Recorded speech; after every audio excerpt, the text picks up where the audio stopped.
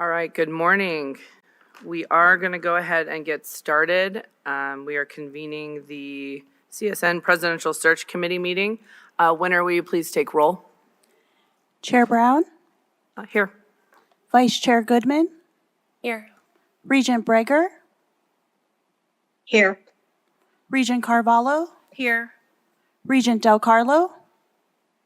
Here. You do have a quorum. Advisory members, Dr. Acree, Here. Dr. Asharian, Present. Ms. Connor, Here. Mr. Eisma,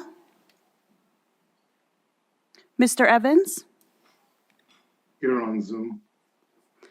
Mr. Garner, Here. Mayor Goins-Brown, Here. Mr. Guzman, Present. Councilman Knutson, Dr. Kravchuk, Ms. Martinez, Mr. Mosqueda. Oh, Ms. Martinez, thank you.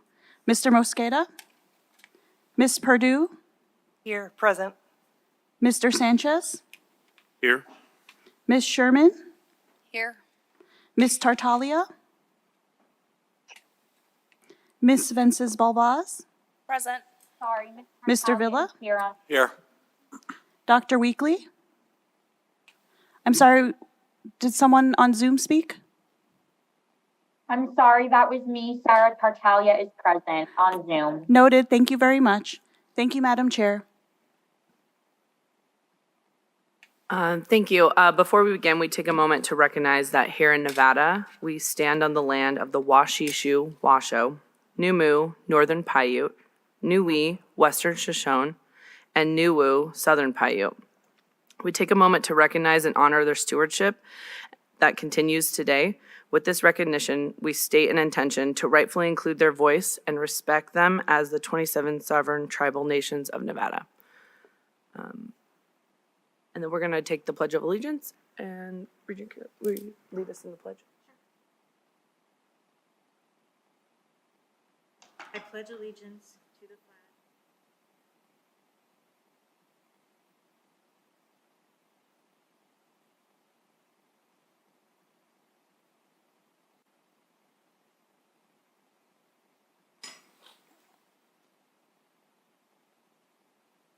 Thank you. Now we're going to move into public comment. For those who would like to call in and offer public comment, please dial 669-444-9171 and enter in meeting ID 928-4944-5069, and passcode is 555555.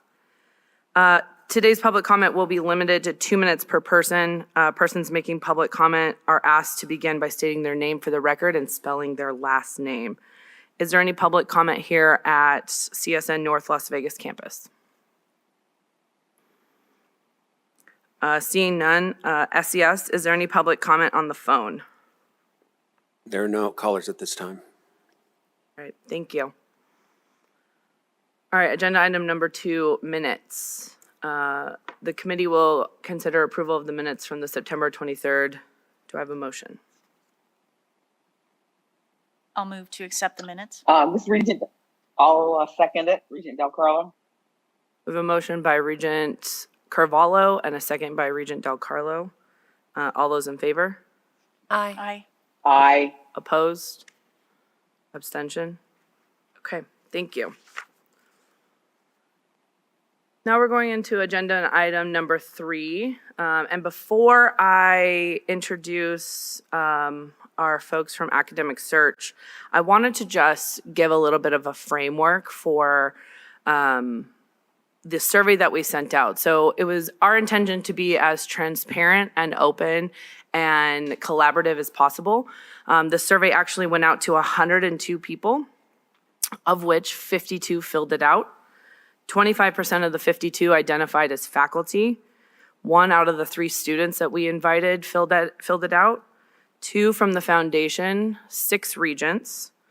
And so today, I want to make sure that we use this opportunity to really articulate what it is that we want from this future president of CSN. Dr. Gabriel Esteban will go over the findings of what has been filled out from the survey, and then we'll go around the circle, similar to what we did in the first meeting.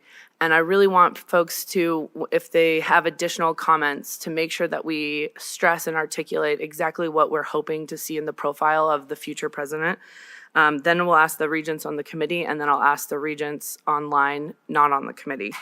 And I want to make sure everyone is heard, so if you don't get to articulate everything you want, just raise your hand and we'll go back around. Because this is our community college and it is such a staple of our economic development future of Southern Nevada. So we do want to make sure that this gets right. So I'm going to turn it over to Dr. Gabriel Esteban of Academic Search. Thank you, Chair Brown. I'd also like to thank this search committee and members of the board for allowing us to continue this process. And my colleagues, Mary and Javier, are also online. They'll jump in. Javier will talk about the advertising plan, and Mary will jump in as appropriate, and she'll also keep as much notes as she can. For this part, I'll talk briefly about the search timeline, recruitment, and screening of applicants all the way through. And the next part, we'll talk about the leadership profile. So you have, previously we sent out the proposed timeline for the search. This included the prep. Originally, we were hoping to release it on October 28th, but obviously we wanted to do the pre-search, the survey. And out of that survey, we came up with the competencies, minimum and preferred qualifications and all of that. And I'll get into that as we discuss item number 4, the presidential leadership profile. The goal is for today, is for this search committee on today's meeting to review the leadership profile, the recruitment strategy, and the advertising plan, and also the ad.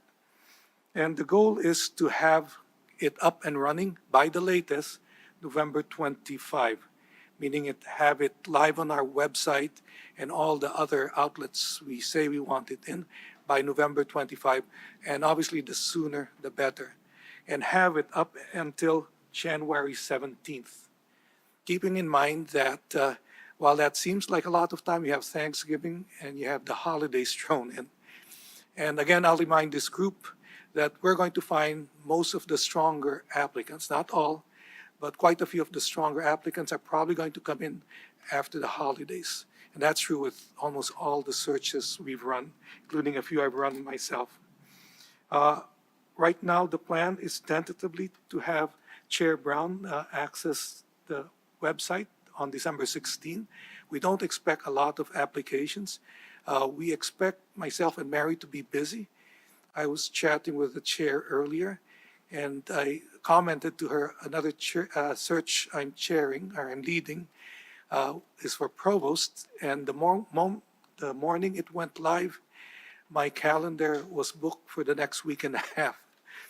So I expect the same interest initially, then I'll see it slow down, then pick up again, because we will send reminders. And Javier will talk about our email and all of that, but we send reminders of email. If people talk to us, talk to me or Mary, we'll send reminders to them personally from both of us as well. So that's the goal, to have that deadline. If Chair Brown wants access before December 16, we can give it any time. I'm not sure what's going to be up until we get to that point. We'll give updates. The goal is to have it weekly, and just in terms of number of applications and all of that. But again, we don't expect a lot of movement in that until later in the process. The soft deadline date is January 17, but the way it's phrased, it's going to be open until filled, which is the way you want it phrased. We're going to work with the chair to review the pool and identify 8 to 12 potential candidates. So that's the goal, have 8 to 12 potential candidates for us, for the chair to visit with as semifinalists. And why is it important to have, I mean, people will typically say 8 is a lot. Search I'm running right now, I told them we'll have 8 to 10 and 2 alternates. We already had 2 drop out from the first 8 to 10. So the 2 alternates are coming in handy right now. And that's the way it's going to go. We expect people to drop out. either from a compensation, personal reason, whatever reason, or they may have gotten a job already. So we'll work with the chair on that. There's no definite date because it will depend on the chair's schedule and how things play out. But we will continue to evaluate on our end in academic search. By February, our plan, sometime in February, the plan is for Chair Brown to meet with the semifinalists and we'll sit in as appropriate. And from that point on, we're going to start to winnow it down to identify finalists. Once we have a slate of potential finalists, and again, we won't just have 3 finalists. Goal is to have 2 to 4, but then you also want alternates for the same reason we do with the semi. So we'll probably have 2 alternates on the 2 to 4 finalists in case anyone drops out.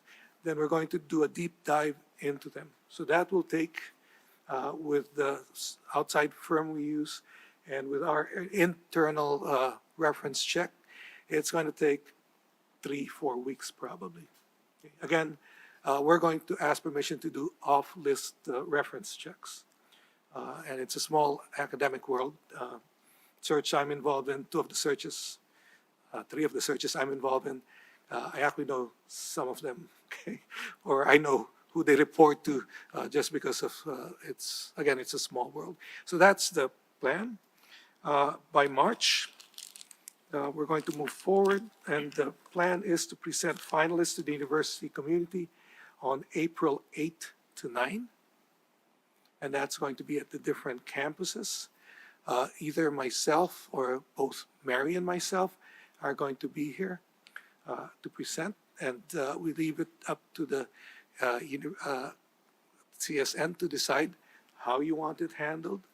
If you want 1 a day, if you have 3 finalists, how much overlap and their schedule. We can help you plan all of that because it is it's kind of challenging to plan, and we'll also have discussions on where you want them. Then hopefully at the board meeting on April 17, on April 10, there's going to be a third meeting with another meeting with the search committee. We'll help you develop questions way before that. We'll solicit feedback from both the campus visits and also here. And by the 17th, we'll be here to present the finalists shortly thereafter. All of this can be adjusted depending on the needs of CNN. We're fairly flexible on our end. We could make it faster, we could make it slower. And there are pros and cons because a number of community colleges are also doing searches as we speak. Questions for me?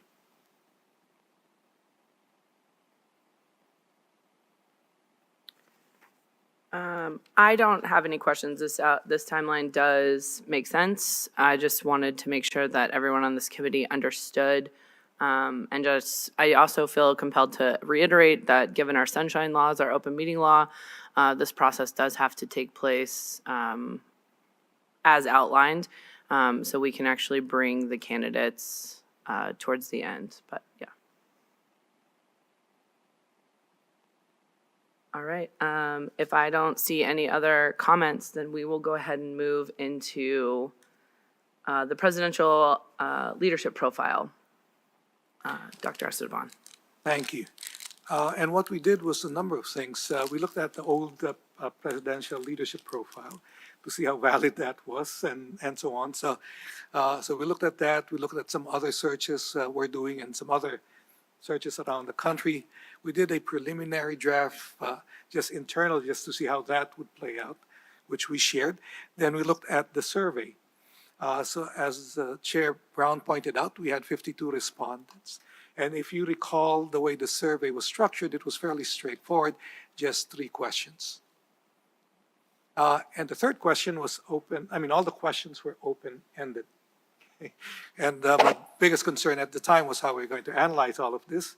I used to teach survey design and marketing research, and you hate open-ended questions. You'd rather have multiple choice questions. And we were talking internally, and Javier, who's there, said, "Oh, Gabe, we have this AI tool which we can use. It will provide a non-biased approach to analyzing all the survey questions." So that's what we did.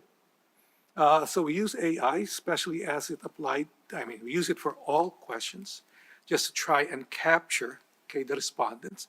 And it didn't involve us saying, oh, the old way is you tabulate everything. So it came up with the competencies and the preferences, so to speak. Competencies and expectations for the next president, which was out of question number 3, and the minimum qualifications and preferred qualifications. So just so you know, as a cross-check, being always suspicious of technology, okay, I was a computer science minor in college a long time ago, but I'm still suspicious. I went through all the responses and I tried to see if it made sense, what I was reading. And at least from my standpoint, it did make sense. And that's what you see before you, as part of the agenda. We have the expectations for the president and the competencies which were identified, the minimum qualifications, and the preferred qualifications. Now, we can approach this 2 ways. We can just go over the expectations and we'll solicit more input, then go over competencies and solicit more input, then minimum and required, right? And solicit more input. And I'll just say, comment about the minimum requirements before we proceed with that. But we can start with the expectations for the president-elect. And one thing I'll note is when I was reviewing the expectations, one thing I was curious about is always what's internal to the institution and external to the institution. Yeah. And then if you guys want to,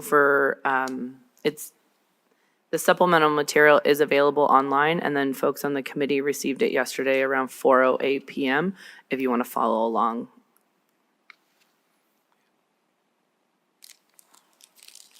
So the expectations for the president-elect, all I did was I looked at which ones were internal versus external out of curiosity.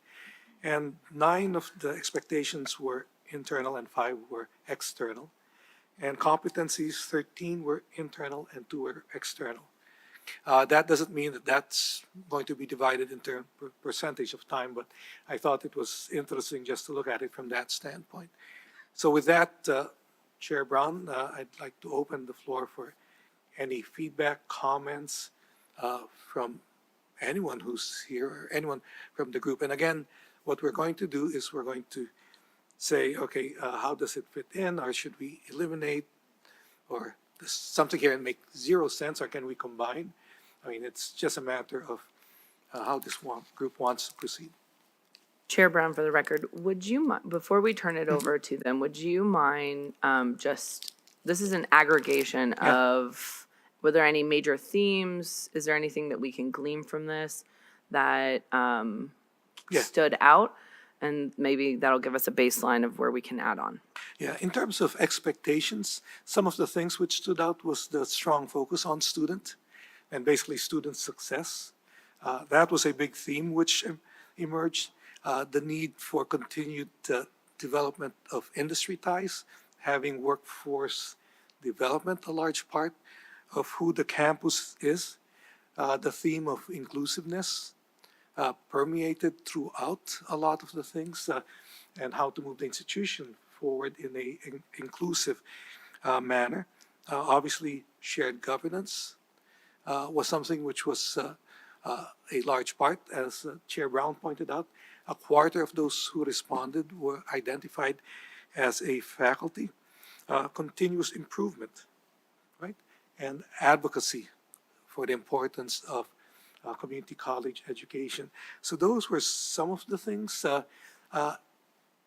Also, there was a sense of a need for strategic thinking moving forward. That came out in the competencies. So it's this whole notion of how do we move forward with things changing constantly uh, uh, in the state and around the region. So those were some very, very just broad themes which started to pop out immediately. And you see it in the things they were looking for. Yes. Thank you. And I forgot to mention, fiscal came out loud and clear. Fiscal, okay. Thank you so much. Just as a increase industry ties, student focus, inclusiveness, shared governance, advocacy and continued improvement, strategic thinking, and obviously fiscal acumen. Okay, so I'm going to go ahead and open it up to those in the circle. Do we want to get started with, Mayor Goins-Brown, please. Good morning, and thank you, Mayor Goins-Brown, for the record. I agree with the comments that you made, so thank you for sharing those. But I just wanted to, student success was on the top of my list, especially helping with those that are transitioning to a different institution or out into a career path. I also put down trust builder, someone who's consistent, trustworthy, consistent, is not afraid to be held accountable. And I just put able to cope with adversity, someone who's resilient in this role. In community, College of Southern Nevada's, those are community colleges, and I think that's very important to have someone who's very community oriented and tied into the community that they will be serving. And just a communicator, someone who's authentic in their talk, does not give the politician answer, but someone who's consistent in their communication. And then the last thing I wrote down, I thought about just personal character, someone who's honest, confident, is a visionary, and who's very, very courageous in this role. Thank you. If it's okay with you, I'd like to just go down the line. Tracy, if you have anything to add, and then Eric, and then we'll keep going. Sure. Do we need to introduce ourselves? Okay. Tracy Sherman for the record. Having been at CSN for 27 years, I've seen presidents, 12, 13, 15 presidents? I don't remember how many have come and gone. And one of the factors that tends to bode well are the people, believe it or not, interim candidates. People who know CSN and know our culture have made less mistakes, I think, and done better for us. There's also the unique funding formula that is unusual to people from out of state. So someone from at least in-state would probably have a better understanding of the financial impact of the funding formula. Thank you. Regent Brown, for the record, do you mind if I ask a follow-up question? When you say culture, do you mean the culture specific to CSN or a community college campus with 3 campuses? CSN specific. Just CSN specific. We're pretty tight on the ground. We're a family. And when someone new comes in and says they're going to change everything, it upsets us because we like who we are. Thanks. So Eric Garner for the record. So I would like someone, of course, that is very pro-shared governance, who truly understands what that means at CSN, and someone that is from the area. Because I notice we bring in presidents from outside of Nevada. They have to get up to speed. They have to bring their families. It's very difficult. I would love to have someone who had connections to the Valley and really understands our area. So.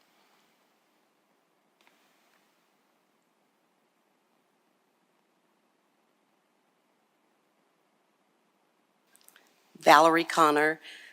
So I agree with the leadership profile, but I just had one question with the set of clear direction that aligns with CSN's mission, demonstrating forward-thinking leadership in a multi-campus and urban studies. So I just have a question about the multi-campus. Is CSN still in a multi-campus?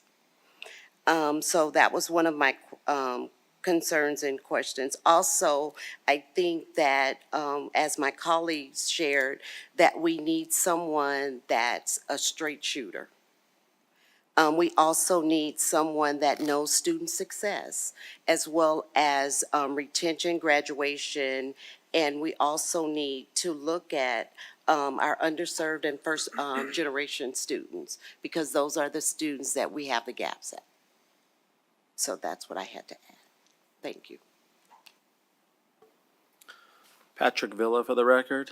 I have a number of questions and comments I wanted to make. I wanted to ask first Dr. Esteban about, in your experience, I see that it's a min qual of a master's, preferred a doctorate. If we were to say things like, it must be a doctorate, are we gonna hurt ourselves if that's the min? Yeah, it's going to limit your pool. And this is something which I know a number of community colleges say terminal degree preferred or required, right? But that means you're going to rule out people who may have been in industry for a while and came back and teach. And this came up in some of the responses having a terminal degree, not the majority of responses, so to speak. And I come from the business school, and all the institutions I've been at are what they call AACSB accredited. And even in AACSB accredited institutions, they have exceptions for those who, they call them executive in residence. These are people without terminal degrees or even sometimes master's degree who can still teach in the business school, even if it is a requirement typically in a double ACSB because of their industry experience. This was a attempt to try and balance those two, but you had to be at the CEO, COO level, which would also, at the minimum qualifications, you want to be as inclusive, as possible instead of starting to weed out people. So it can go either way, but I've seen institutions, even for major institutions or business schools, do not have that terminal degree qualification. Understood. I just wanted to make sure that, you're the expert, you know more than I do in this one. It involves my second part too. You kind of answered it, but I'll emphasize on the min quals and the preferred quals, I agree with my colleagues about it'd be nice to have somebody who's local. I think to me though, if I have a choice of somebody who's been a president out of town versus somebody who's not been a president in town, I want the person who has presidential experience. We've seen that before. We've had people come in with no presidential experience or in-house, no presidential, and it takes a while to understand how it is. We have an interim right now who's been a president. He knows all these things that people are trying to pull over him, all these scams out there. And I think that's important when you're arriving. So out of the two, it's going to be tough unless someone from UNLV and NSU quits and becomes our president. It's going to be hard to get a presidential experience from this area, from this college. I would just like to say that I think it'd be preferred. So in the first line of preferred quals on page 8, I like it to be, it's just me, preferred prior experience as a college president. I don't want that vice president as a preferred. I think there's a huge difference between VP and president. I just want to make sure there's a distinction if somebody has presidential experience. And again, that's my opinion. Also on page 7, and this is more of a pet peeve of mine in terms of, being a department chair and being a program that has a achievement gap is what we used here, or equity gap, I forgot which one it was, on the 5th bullet, addresses equity gaps.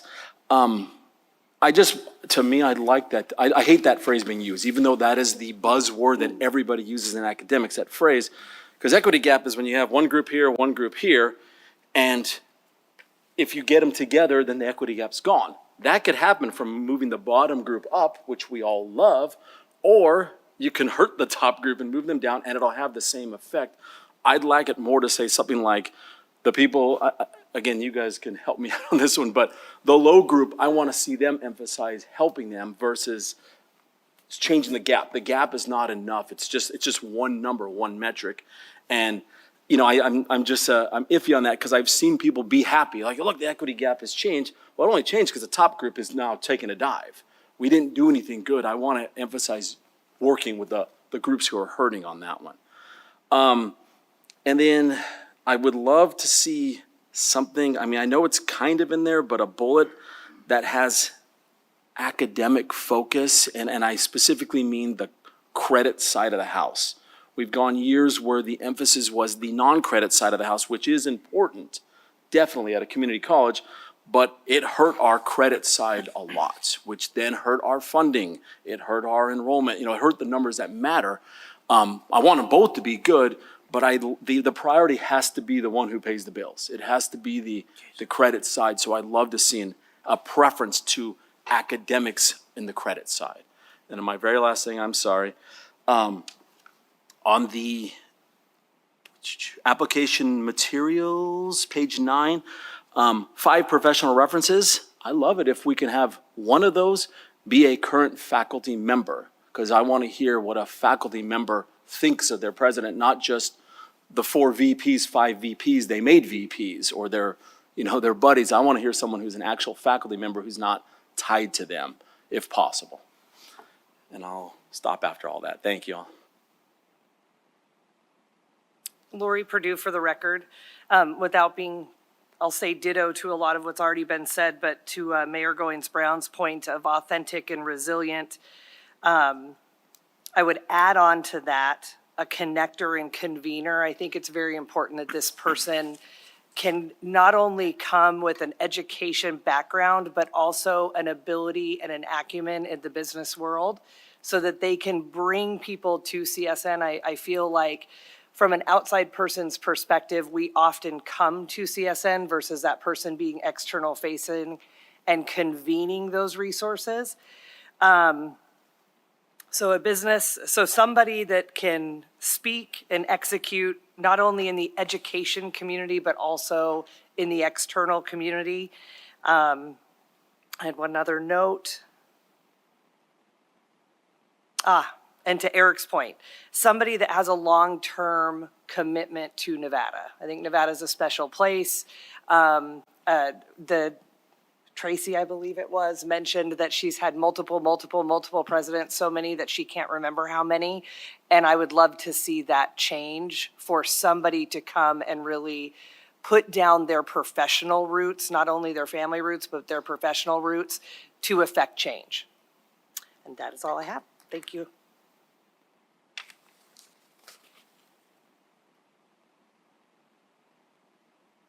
Dr. Shireen for the record.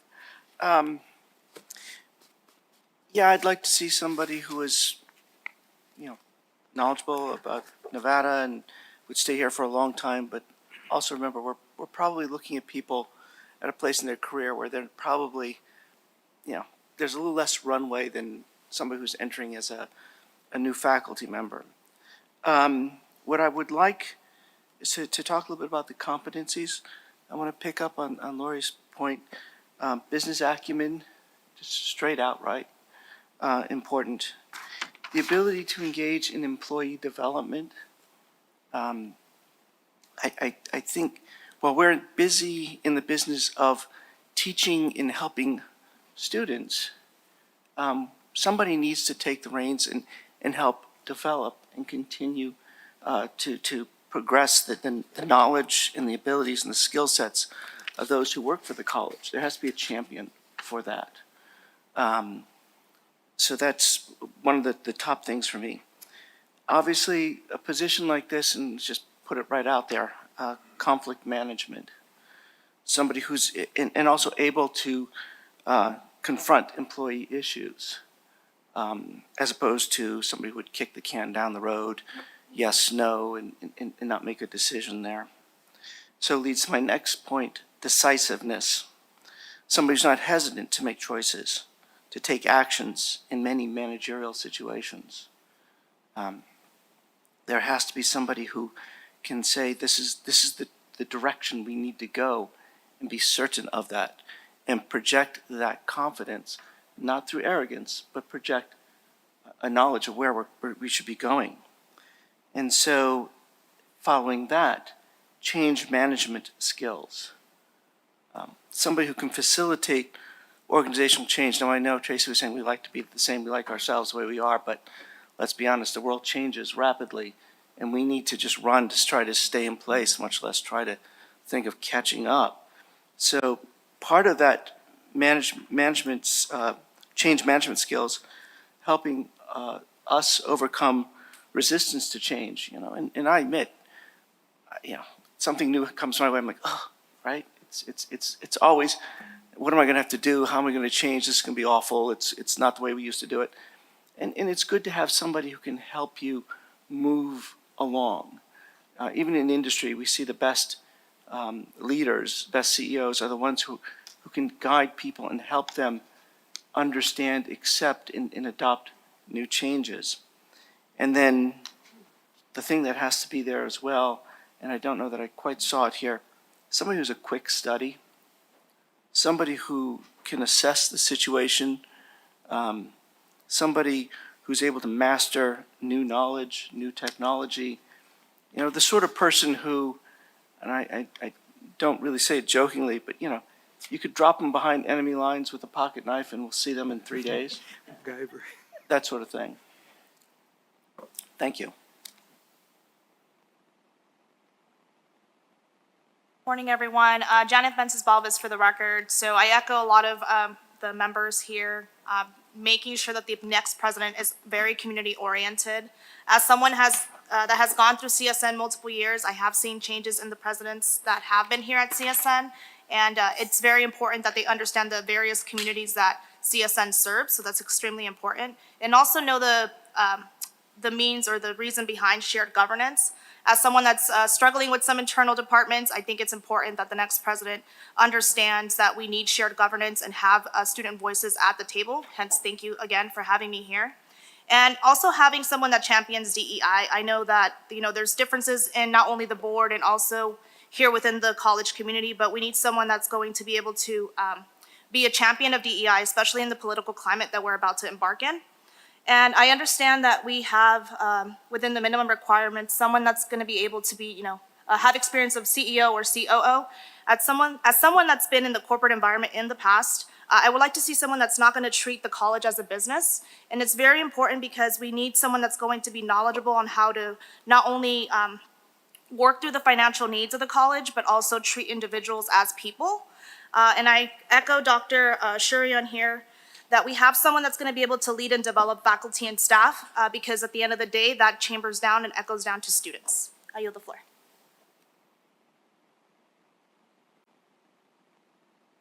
Thank you, Regents, members of the committee, Tony Sanchez.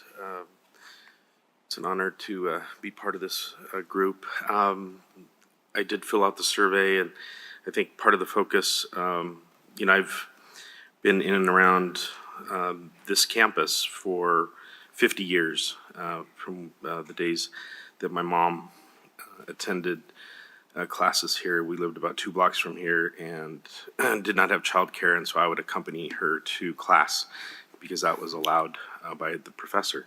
And that is the type of role and that is the type of institution that I've always seen this place and the different incarnations of the name. I've known the presidents here over the past 40 years. I was a student here myself as well 40 years ago.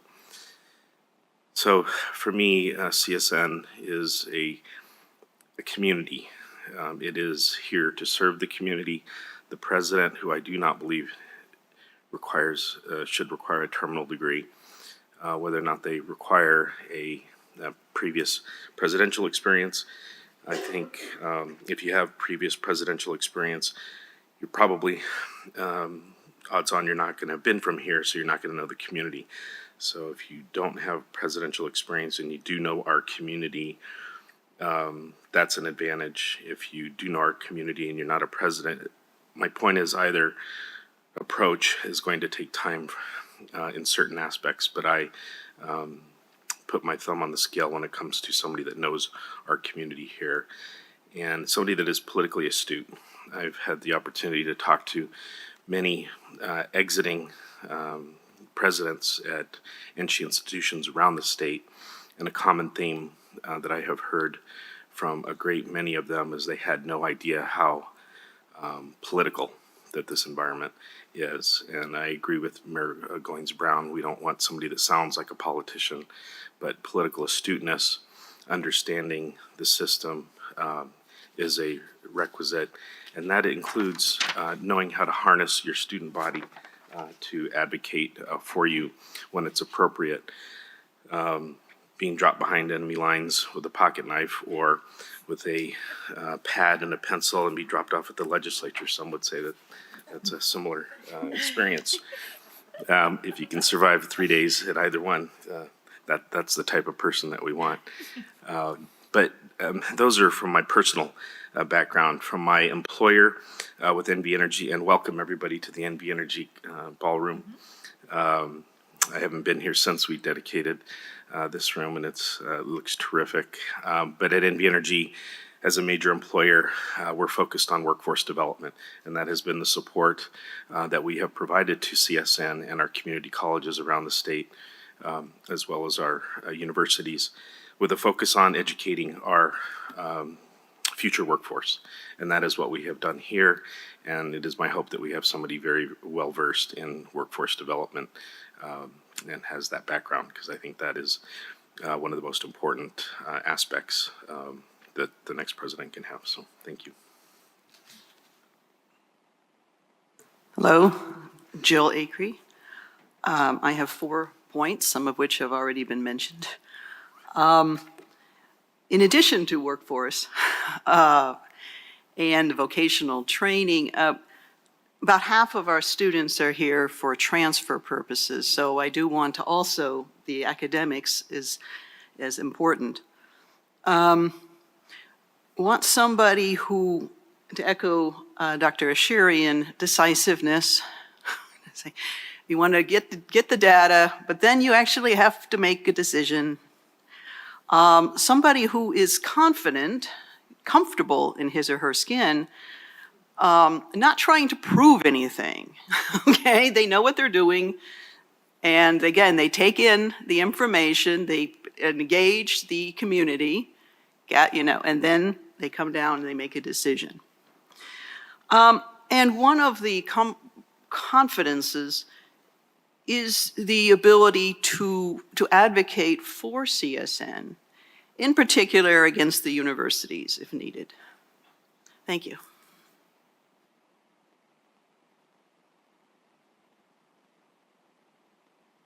We're going to go to the folks on Zoom. If you are on the committee and are not on camera, if you are able to go on camera, that is the only way I'll see you. If not, SES, I'll ask for your help.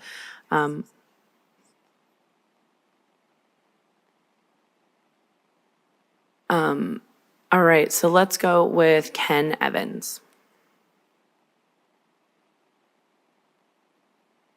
Good morning, and thank you all for this opportunity.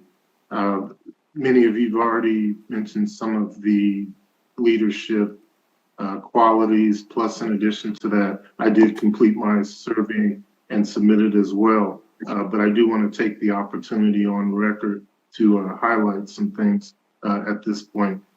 First and foremost, I agree with my colleague, Mr. Sanchez, in terms of both his community as well as his NV Energy comments. And here's where I'm going with that. Point number 1 is it's extremely important that CSN continue its presence and its agenda to make sure that it provides a workforce and an opportunity to support the development and the growth of individuals that want to be part of our workforce, and a subset of them may become entrepreneurs as well, or business owners themselves. So we want to see that. But again, ultimately, they've been a big impetus for helping us develop our workforce. And the reason why that's important is because, at the risk of repeating myself in other NSHE meetings and other environments, part of my concern is that as we diversify our economy, we make sure that everybody has an opportunity to participate in it, especially if they're from traditionally unserved or underserved populations within our community. The other point that I'll echo is that something that's important to me is relationships. And I'm going to quote one of my professional and personal colleagues, Mr. Shondell Newsom, who served with me on the IAC. He talks about building relationships, real relationships, REAL. So from my standpoint, if we can have a candidate or candidates that have existing public-private business community relationships or the ability to demonstrate to us or document with us that they've done that before in another environment. That's extremely important because I think a couple of people mentioned that sometimes regionally and as a state, Nevada can have some nuanced politics that you have to maneuver in order to be successful, especially as a senior leader. Finally, the last thing I'll say is I was happy to see, and I think the immediate speaker previous to me mentioned it, I'm happy to see that in this environment, something that's highlighted in the leadership profile is a recognition that DEI is still important. In fact, it may be even more important as we move forward, but I'm glad that that's something that's going to be there as well, because a concern to me is that a person be not only professionally competent, but that they be culturally competent as well. And with that, thank you, Madam Chair, for the ability to provide input. Thank you. We're going to go to Susie Martinez.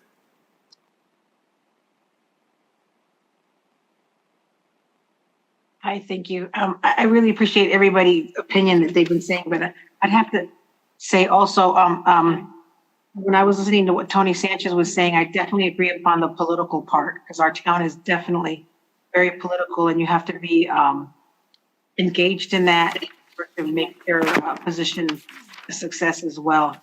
But pretty much that's all I have to say on that one. Thank you so much. We're going to go to Peter Guzman and then Lawrence Weekly. Hi, can everybody hear me okay? We can. Okay, thank you.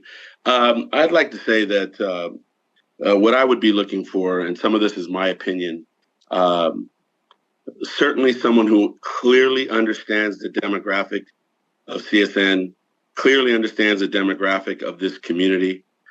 I also would be looking for someone who absolutely embraces the idea of a relationship between the business community and this institution.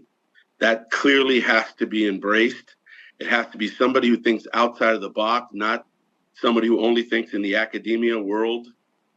They got to think business. They got to think relationship with the business community. They got to understand that this institution is where people with real life struggles understand that knowledge is key, and that's a wonderful demographic. But it needs to be understood, the challenges and all of that. I'd like to also say that it needs to be somebody who absolutely understands change, because change happens every second of every day. So they got to embrace changes, but they also need to be confident in understanding that there's a lot of successes at CSN, and it's okay to embrace those successes and create more of it. Lastly, there is absolutely no question that right now at CSN, there are people capable of stepping up and being president. All the greatest presidents and CEOs that I know used to not be a CEO or a president. At some point, every president was not a president. There are people there right now capable of stepping up and doing great things at CSN, and that should never be discounted. It should be embraced. Thank you.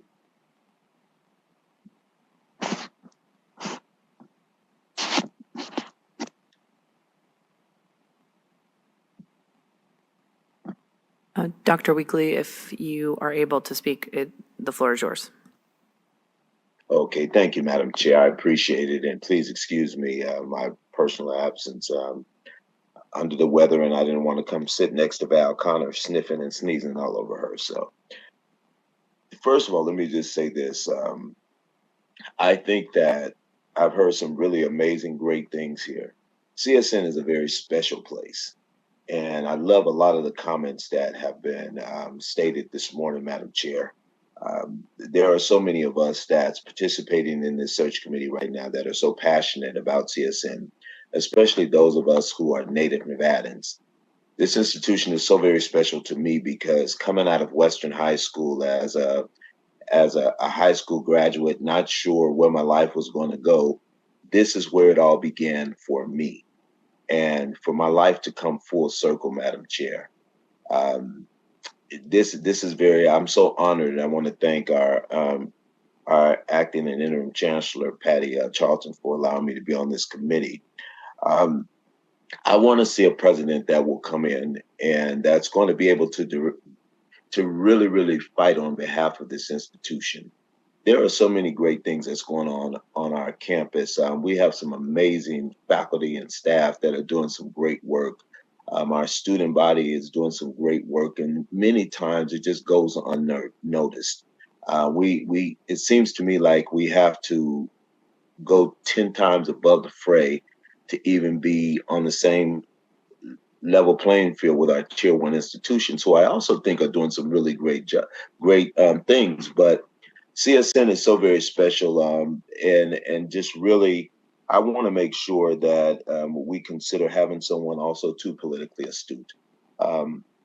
We have, the legislature is going to be really challenging this upcoming session, only because Governor Lombardo is going to be dealing with a really tight budget. It won't be as loose as it was this last session that we dealt with. And so we're going to make sure, we need to make sure that, Madam Chair, that we have somebody who understands the climate of what's going on in the state of Nevada right now.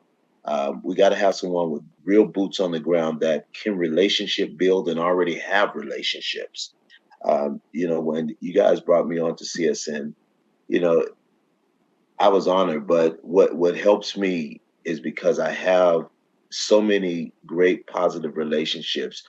You see Mr. Tony Sanchez, who's sitting right there. You see Mayor Goins Brown, who's sitting right there. These are people that I've known for a long time in my life. Peter Guzman, the whole 9 yards.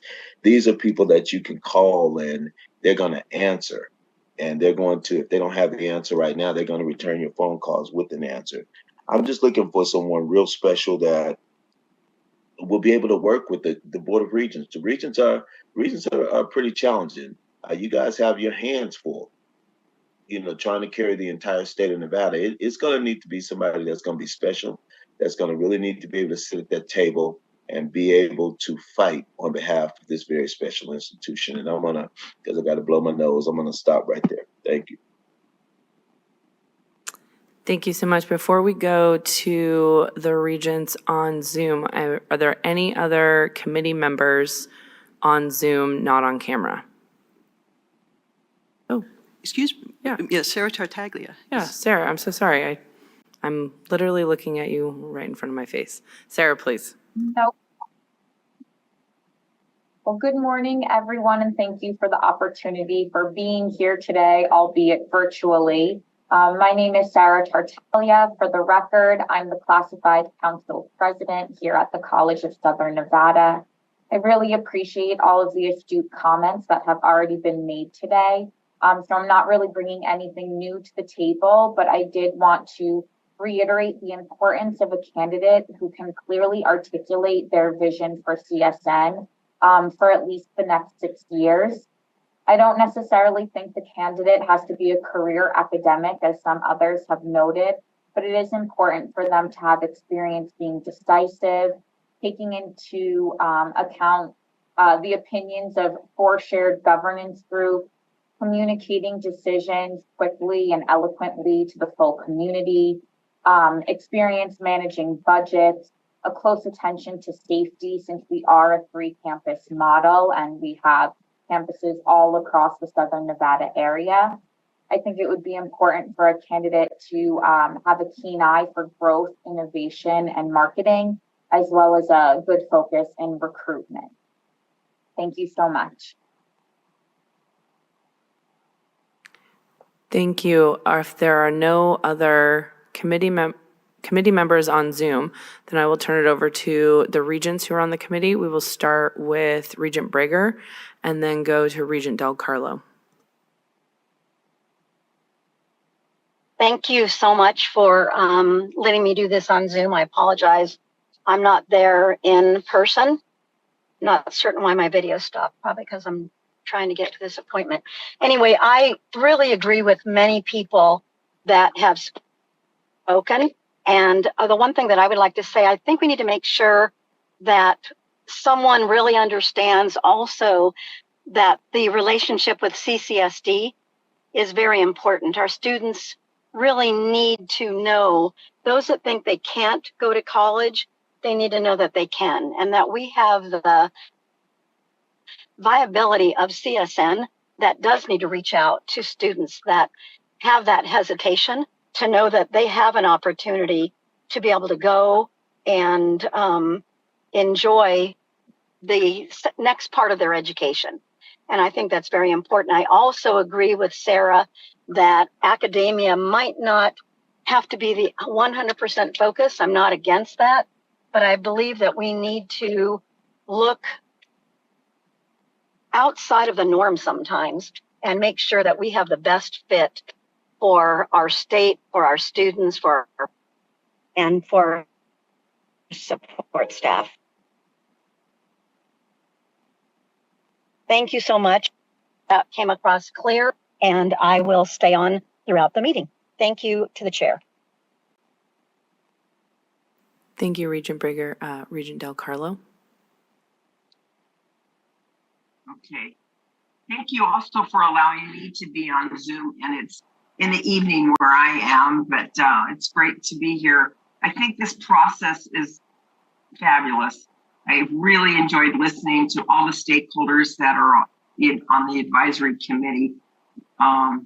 You all brought up so many good points. I especially liked the fact that you're willing to look at people from within, because you know what you're getting. And I was really pleased to see that in the profile, and that you don't have to have a terminal degree. We have hired others since I've been on the board that didn't have terminal degrees, but had such profound, deep experience. It certainly made up for it. But I do agree that someone at CSN either needs a lot of experience as a CEO and a president, we say 5 years in the profile, or they are someone already internal that just knows the community and knows the situation there. I mean, that's really important. It takes a long time to get up to speed when a new family is moved to town. And we are unique, and we are going to, as Mr. Weekly pointed out, we're going to have a tough legislative session next year.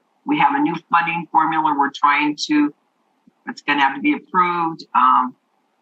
We are taking from the R1s to give to community colleges unless the request is to make everybody whole goes through. So I hate to say that politics is in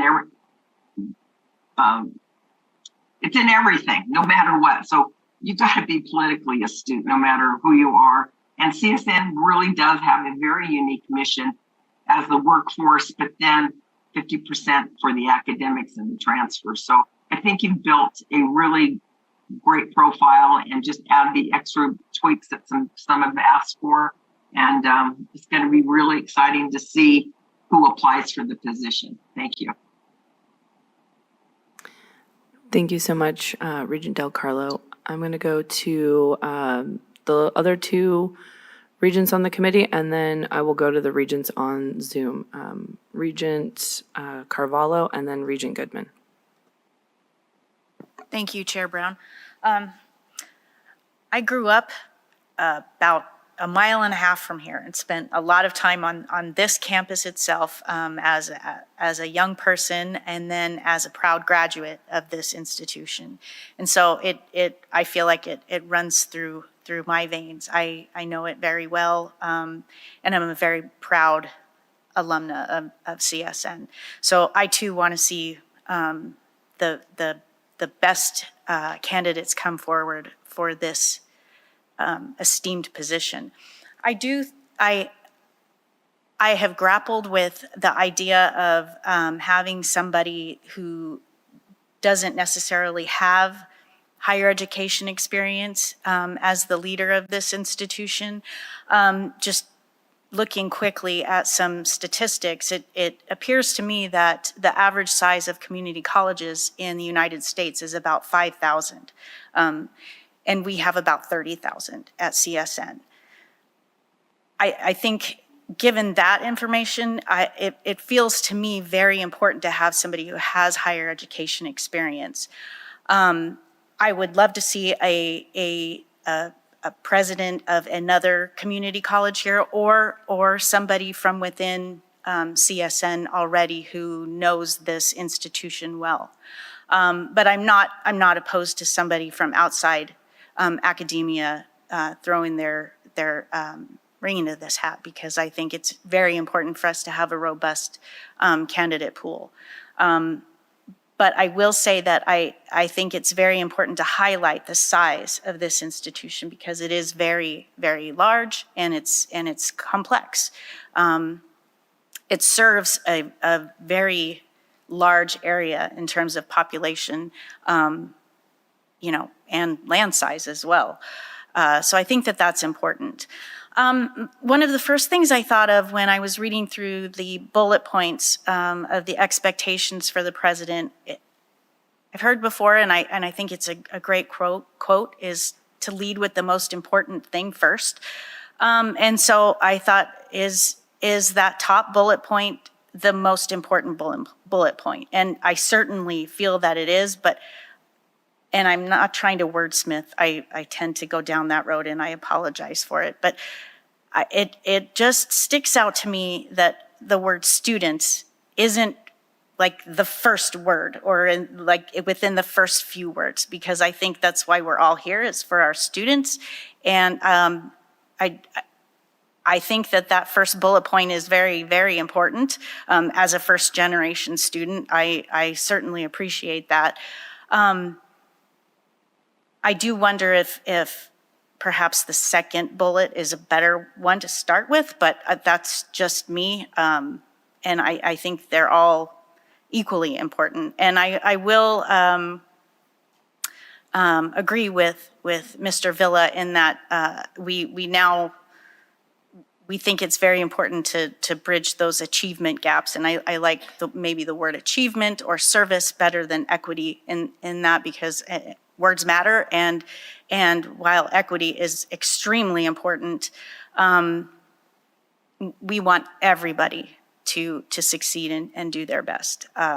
So just another little point of wordsmithing there. I apologize for that.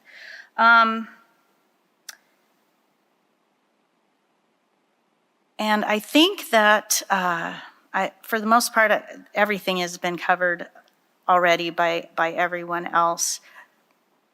So I'll leave it there for now. Thank you.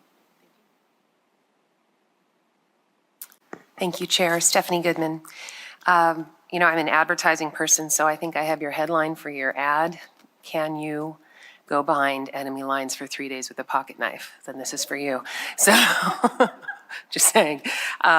Anyway, there have been so many wonderful points that were made here today, and you know, I agree with many of them. I think what we need to understand too, though, is this is Southern Nevada. There's so much opportunity here. There's so much growth here. And really what we should do is try to find someone who is from a similar market, perhaps. I'm not against having anyone from CSN. I'm surely, if the right person fits, it fits. But if that isn't the case, then, you know, is there a president or is there a vice president in another market that has this same kind of diversity and also just this size? So I think that that's something to look for as an alternative as well.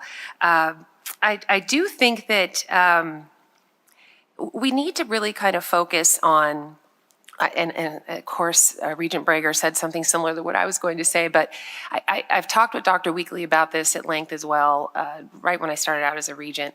There is such a large population of our students who rule themselves out from going to any kind of higher education institution. And I think we need to do so much better there.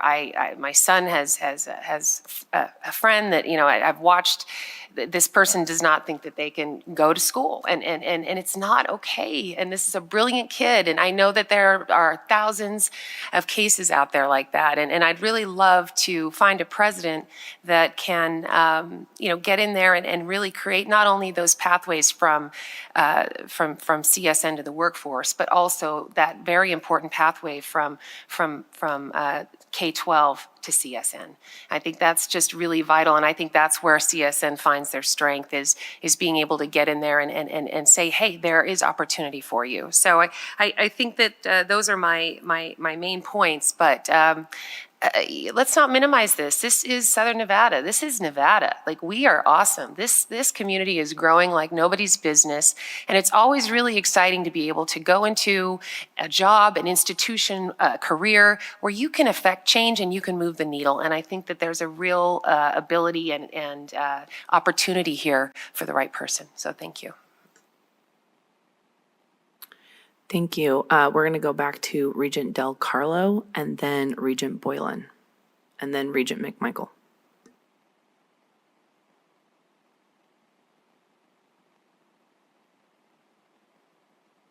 Regent Del Carlo, while you unfreeze, we are going to go to Regent Boylan, and then we will, when she comes back on screen, we'll invite her back. Regent Boylan. Oh, thanks, Madam Chair. It's an honor to have all these great local people on this committee. I love what the mayor said, and she talked about someone who's not a politician, meaning someone who's straightforward and asks the difficult questions, someone who stands up, is authentic. And I hope Mr. Weekly feels better. I've known him since he was on the board of the library district, and he made some really good points, and so did Mr. Guzman. I think having all these local people giving their local feedback is awesome. But what we're missing here, and the student, thank you for being there, young lady. What we have is somebody on this dais, right there, who could fit great in there. That's Tracy and Patrick Wheeler. They're part of the They're the school. They're part of that school. They know the system. They know the town. So those are the kind of people we need. I have nothing against someone coming from the outside. That's awesome, because I believe in the best man wins, or woman, sorry. The best person wins. And we need someone who's most qualified. Like the others have said, the person doesn't have to have a terminal degree. They need to care. They need to care about the students. Like Regent Carvalho just said, the first thing, the reason why we are here is because of the students. So it has to be someone who really, really cares, someone who is not, gives straight answers. And I'd love to have someone who has dealt with heavy, heavy controversies, like an active shooter or demonstrations, and had serious incidents in their college or area of expertise.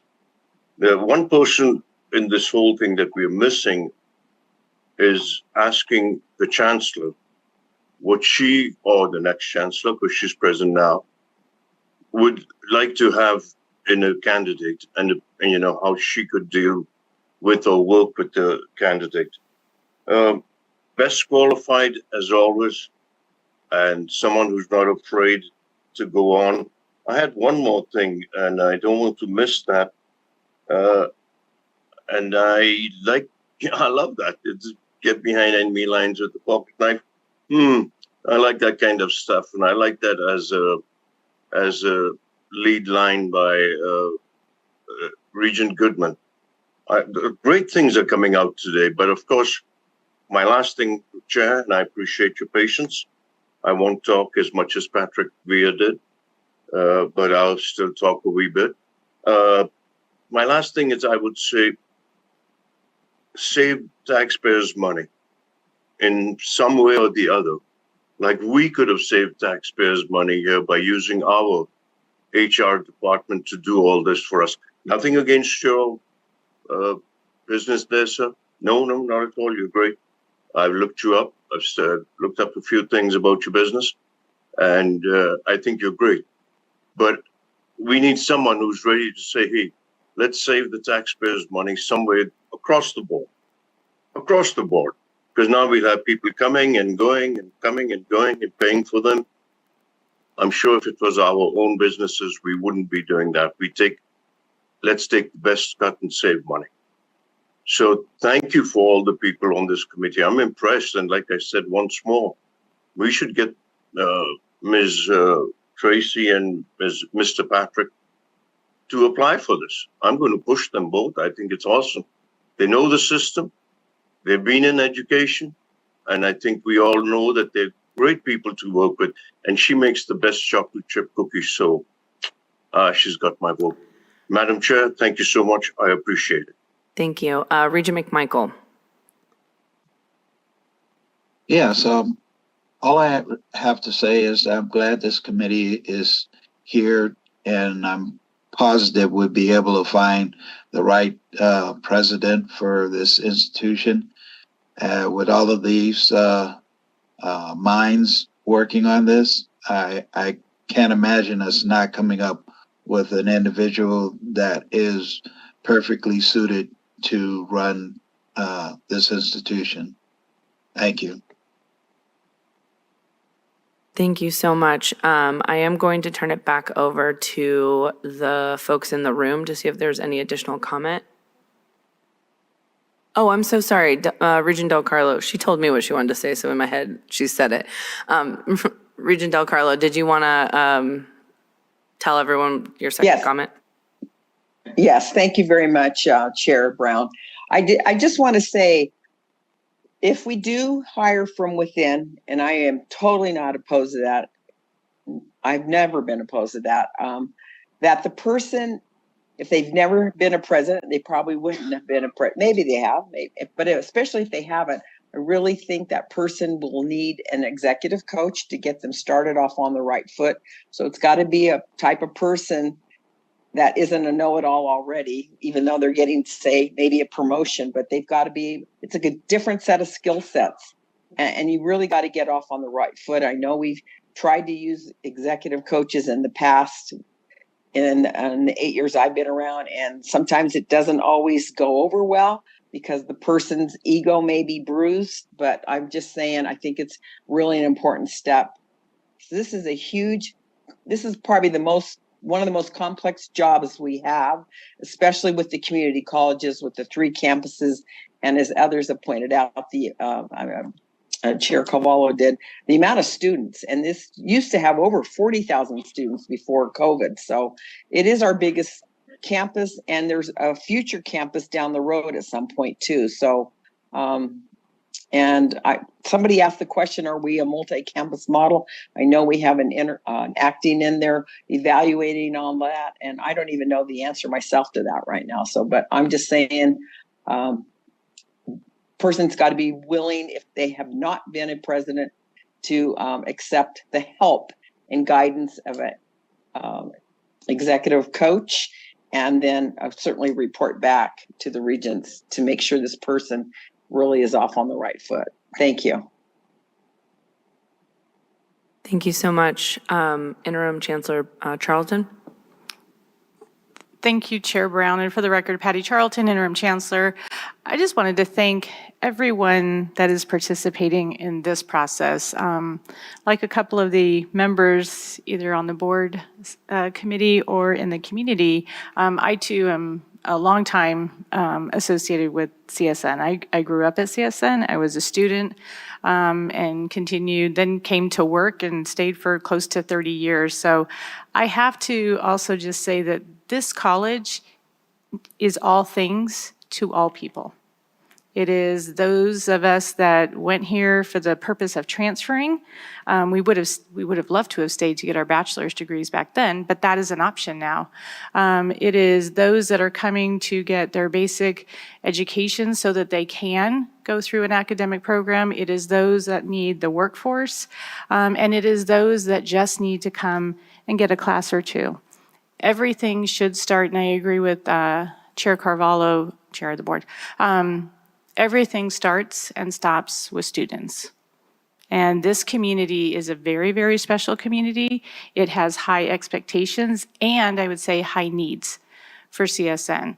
CSN, Ms. Connor, is, or I'm sorry, Tracy, or whoever asked, it is a multi-campus as far as this college serves multiple communities. And I would say it's a multi-community college because even though the name is the College of Southern Nevada, community is embedded in the very heart and in the very soul of this college.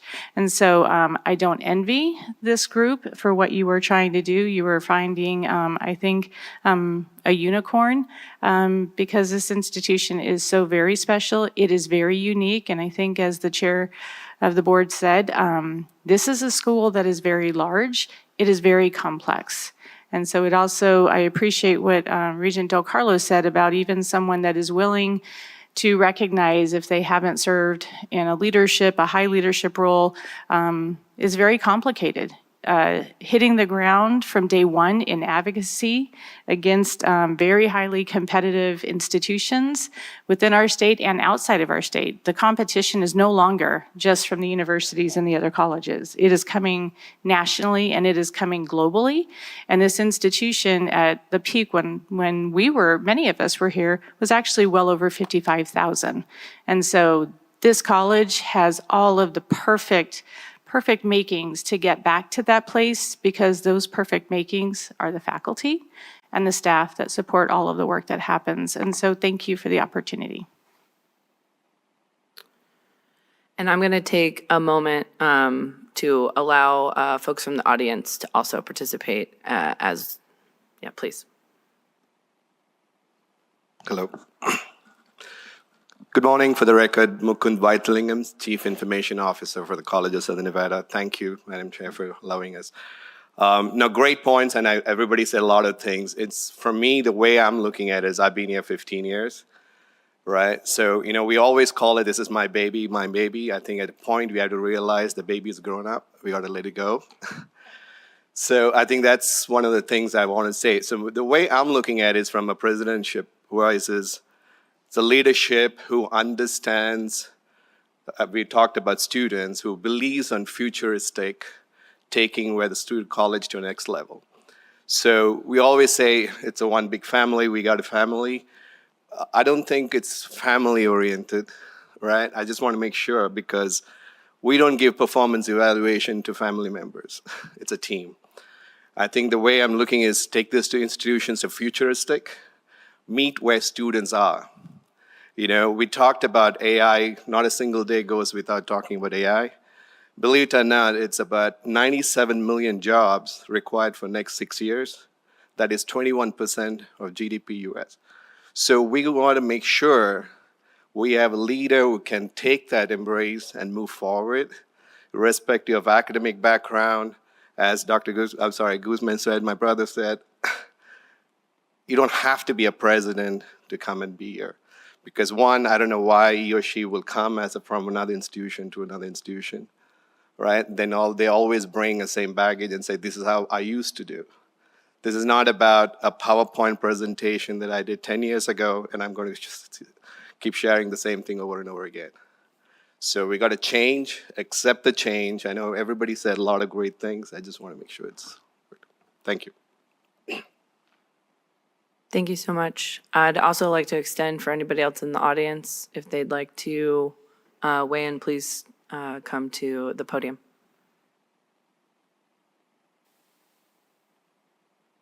Hello, I'm Dr. Varturia Sharian, and I would like to just say that I would like to have a president that is open to change. That is very important at our institution. We tend to cling on to what we know, and what we don't know, we want to stay away from. So to do that, we need to build trust. So we need someone who can build the trust, who can bring change, and who can make us accountable. Accountability is huge. We really need to embrace accountability, otherwise we're not going to move forward. So those are the three things that I would like to see in our president. Thank you. Thank you so much. I'm looking around the room. I see no additional comments. So we will take action on this item, given that we have heard multiple additional things to be added into the leadership profile. At a high level, I certainly didn't write down everything, but I did want to share some of the big things that I took away from our discussion. Is ability to build a stronger relationship with CCSD, willingness to accept an executive coach, focus on safety, innovation, and training, focus on workforce, politically acute, not 100% business oriented, but understanding the business community, wanting to be community oriented, a connector, decisiveness, knowledge driven, change management skills, knows and is willing to learn more about the local community, CSN, focus on graduation retention rates. There are 30,000 students. This is not your typical community college. There is a focus on first-gen students, academic focus. It was pointed out that half of the students are for transfer purposes, so focusing on those first 60 gen credits will be key. Long-term connection to Nevada, at least having a professional and family orientation. So wanting to at least, if you're new to Nevada, you want to put those two things down. Having good business acumen, create more successes, and then employee development. And we cannot forget MacGyver type leadership. That's what I heard. So with some of those summaries, I do want to open it up to the committee to accept, but to ask Academic Search to take the feedback that was given into this and to create an updated leadership profile. If I have a motion for that, we just need to read what is in here, so we can move forward. And Peter Guzman, I will make that motion. I just would add that make sure we're embracing and inspiring those that are there now to apply for this job. Thank you so much, Mr. Guzman. I will take a second approval from a regent as well. And we just need to, when making the motion, search consultant to revise the draft based on comments received in this meeting with final review and approval by search chair. I have a question, Chair Brown. Yes. I thought just the 5 regents on the committee can make motions. I don't think advisory that is members are allowed correct. to do that. I was just moving on. That is correct. But I always appreciate feedback. But yes, the official motion will come from a regent. Yes. Okay, thank you. Sorry, Peter. Chair Brown? You owe me dinner in Lake Tahoe. I would like to make that motion to approve the draft profile and direct the search consultants to revise the draft based on comments received at the meeting with final review and approval by the search chair. Second. I'll second that, Susan Brager. Thank you so much. We have a motion by Regent Carvalho and a second by Regent Goodman and a third by Regent Brager. All those in favor, we'll move for a vote. All those in favor say aye. Aye. Aye. Those opposed? Aye. Abstention? All right. Thank you. We're moving on to number 5, an advertising plan. I'm going to turn it back over to Dr. Esteban. Thank you, Chair Brown. And for this, I'll ask Javier to do a short presentation on how we plan to develop a pool of candidates. Javier? Thank you very much, Gabriel. Thank you very much, everybody here, for allowing me to participate. So good morning. My name is Javier Serrano. Of course, for this specific presidential search here, so we have created an ad plan summary here that we presented it over to, of course, our colleagues here at this institution here for review and approval.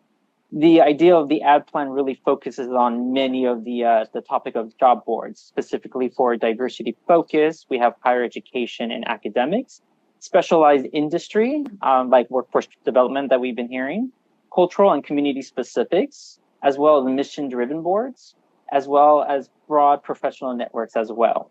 So we're really utilizing much resources here to really advertise this opportunity here within the nationwide of institutions and other industries. And that is what the recruitment process here would look like in terms of the advertising of this position here. In doing so, in terms of the sourcing strategies here, we will definitely utilize our dynamic contact list, which is a very extensive database that we use here at Academic Search.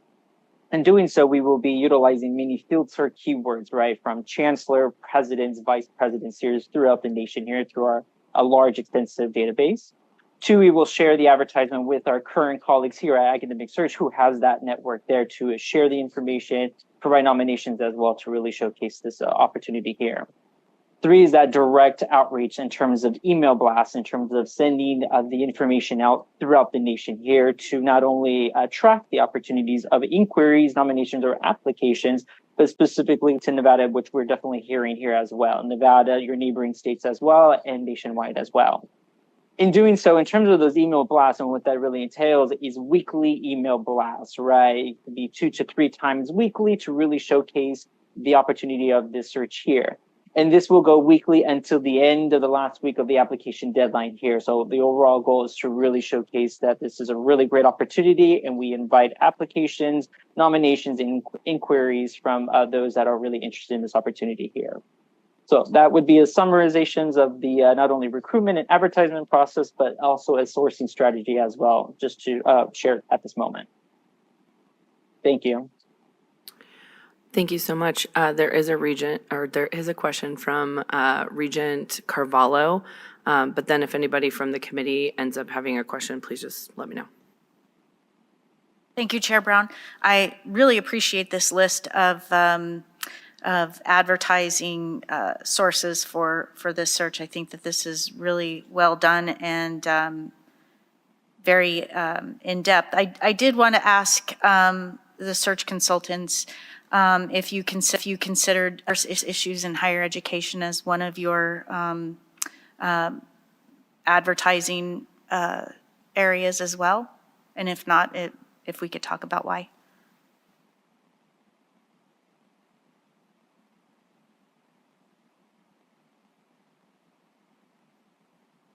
If I may just provide just a response and see if we can, of course, open up that dialogue if it needs to be. Of course, so the advertisement here will definitely utilize and really showcase in terms of diversity, right? From military veterans to Latinos to Native Americans to women professionals as well as the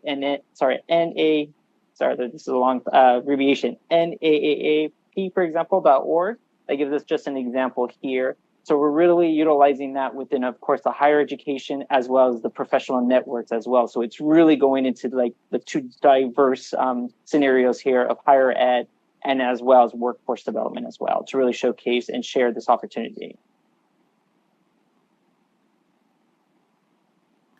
Yeah, I mean, if it's decided, we can also advertise in diverse jobs in higher ed. That's another source. We actually went for the very specific ones, which targeted specific groups. And I mean, we'll do whatever the board wants us to do in terms of advertising. We can subtract, add, and so on. What we're finding though is that this will also go into we have a LinkedIn account. We have over 15,000, I had the number somewhere here, 15,000 followers. And what we're finding actually is most of the searches we do now, a lot of them respond to email instead of all these places. I hate to put it in those terms, but when I talk to individuals, first question I ask is, how did you hear about the position announcement? And invariably, it's the email or someone nominated them. We put this here to make sure we reach out to all, but inside higher ed, the diverse jobs in higher ed, those are also typical. I mean, we'll just add it, and that's just a few $100 if I recall, Javier, because we have used that in the past. So. Great, thank you. Regent Goodman. Thank you. I just wanted to, I don't typically do advertising for president positions, but I guess my question is, or my statement. I think it's really important to make sure that this position is advertised as an opportunity. I think it's vital that people can see this and maybe look at it. You've done things in your career, you've been successful, you've really accomplished a lot, but now I really want to do something where I'm affecting change in a community. I'm really making a difference, and I think that's really how this needs to be advertised. This is such an opportunity for the right person. What we can do is when we do our cover letter for our email, that's where we can be very specific as to what type of opportunity this is. And you're right, it is a unique opportunity for the right individual. And someone made the comment also about sitting president versus, there is a big, or for someone who came up through the ranks as provost then president, there was a big difference between a internal person and all of a sudden being thrust to a external role. And the only advantage I had was I was a business dean, so I had the external role before. But it is a great opportunity for the right individual, and we can make sure that comes out in the cover letter when we send it out to email and when I talk to individuals. Because I expect to talk to probably 40, 50 individuals between me and Mary. And we can really make sure we stress this as a great opportunity. And I think it's a great opportunity. I was surprised to hear that you're at 55,000, now you're at 30, considering the growth in the population and the change in the demographics. Right? So I see it as a place with ripe opportunities, and hopefully the individuals we talk to, we phrase it. We always talk to them and we say, this is why it's unique. But that's why it's important we hear from this group what makes this place. People are going to ask us, why should I go there? Right? So we have to be ready with all our bullets also. So that's important. Thank you, Regent Del Carlo. Thank you, Chair Brown. This question's for academic search too.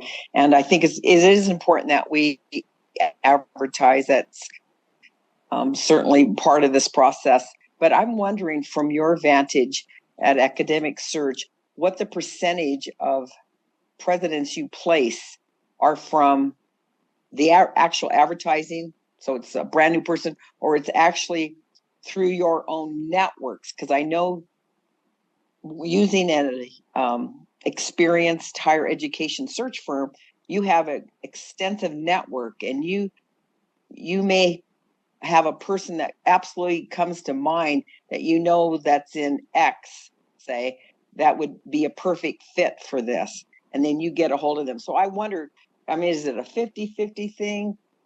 Or is it more placement is from just your own personal networks and relationship, or is it just through the advertising? I'm just curious there, because I'm sure you keep data on that. Mary or Javier, do you have, before I respond?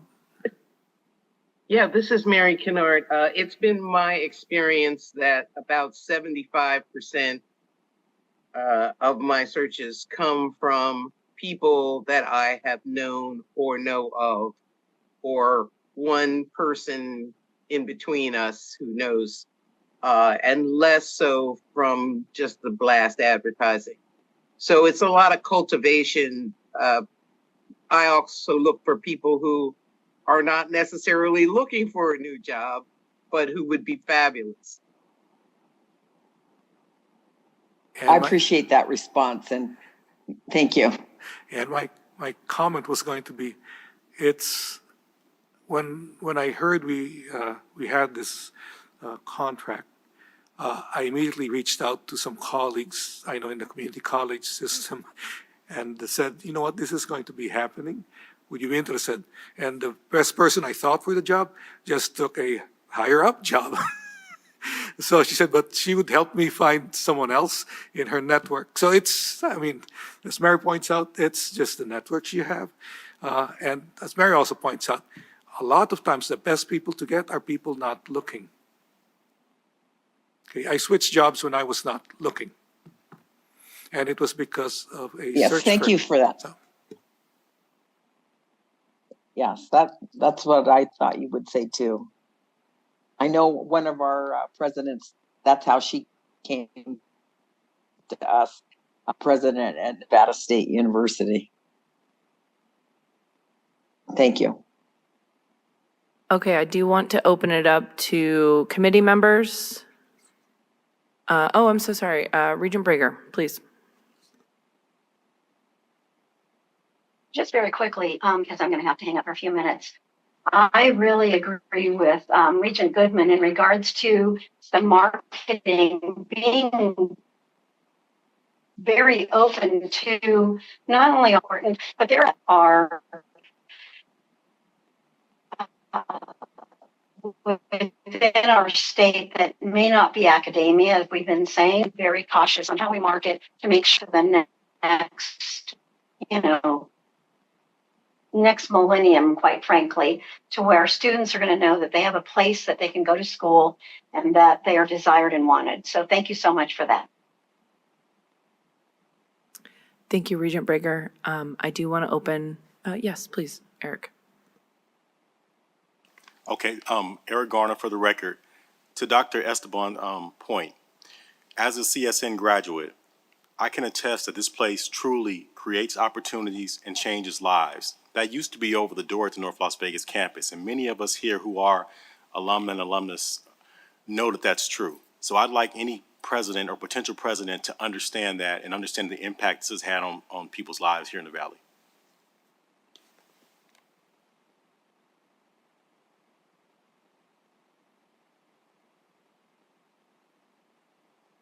Are there any more committee members? Regents not on the committee?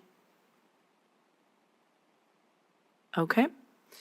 Seeing none, we will take action on this item, given that we are adding to. So if I could get a motion to approve the advertising plan, but direct the search consultant to revise the draft based on comments received in the meeting with final review and approval by the search chair. I'll move to approve that motion. I'll second that motion. Thank you so much. We have approval by, or a motion to approve by Regent Carvalho and a second by Regent Del Carlo. We'll go for a vote. All those in favor? Aye. Aye. Aye. All those opposed? Abstention? Okay, thank you. Now we're going to move into new business. Are there any new business items to consider at future meetings? Madam Chair? Yes, Regent Boylan, is this for the CSN? You have a new business item for the CSN search committee? Yeah, for the Okay, search. yes. Yes, ma'am, for the search. Thank you. My new business item has to do with saving money for these searches, and that we use our own human resources department. We have some really qualified person who has just come in there, and I think we could save time and save money. And personally, I believe that we paid our human resources people enough to do this, and we really don't Thank you, need Regent outside Boylan. searches. Unfortunately, that's not germane to this Esteban? committee. That would be for the larger meeting. We already have a search firm, yeah. So we'll save it for the December meeting. Yeah. Thank you. You're right. Do I have any think other it new is. business Okay. item? Okay, seeing none, Thank you so much for your time here. you got it. We're going to move into public comment. Is there any public comment here at CSN North Las Vegas? Okay. Yes, Yes, Regent May Michael. yes, my public comment has to do with future aspects of the education. If the Department of Education is eliminated, I believe that we need to prepare for such a scenario. If we need to discuss this and put this on the calendar to see if there's any ramifications that we need to be prepared for. Thank you. Seeing no other additional public comments, SES, is there any Madam public comment Chair. on the phones? Madam Chair, I have a public Hold on, comment. Regent Boylan. SES, is there any other Okay. public comment on the phone? There are no callers at this time, Madam Chair. Thank you so much. I'll go to Regent Boylan for your public comment. Thank you, ma'am. Appreciate it. Actually, my comment in new business has a lot to do with this committee because this is a search committee. And I am talking about search committees and searching for candidates for different positions. And we'll have a few more coming up. So I think it's very germane to this. And as a chair, you should realize that this is a search committee. And that's what I was talking about. Saving money for the taxpayer. And I do believe that committee chairs should be paying more attention to what's being said and not make personal, feelings come in the way. This is all about search committees. And this, ma'am, is a search committee. And I'm talking about this one in particular and the others coming up. So we really we took an oath to do what's best and what's right. We need to start saving money for the taxpayers because we are going to come up against a shortage of funds in the next legislature. So please listen really carefully when somebody says something. I don't just say it because it affects my pocket. Thank you so much. All right, seeing no other, oh, yes, Ken. For the record, this is Ken Evans commenting now as a member of the community, as a taxpayer, as a citizen, and in addition to that, as a past business owner and an individual that has worked with businesses of all sizes. What I want to bring up and say is that while I appreciate the importance of being, I'm going to phrase it as fiscally responsible, part of being fiscally responsible is making sure that you don't just look at things as expenses or trying to save money, that you look at things as investments in order to improve the quality or the caliber of result that you ultimately end up with. So I think what I would stress again is that, again, while I appreciate being fiscally responsible, i.e. saving money, what I appreciate more as a business person is making solid investments. And sometimes that means spending a little bit more in terms of capital or resources in a situation. It may appear to be at face value more, but ultimately you're going to get a desired result that benefits you in the long run. Thank you, Madam Chair. Thank you. Seeing no other public comment, I move to adjourn the meeting of the CSN Presidential Search Committee at 10:47 a.m.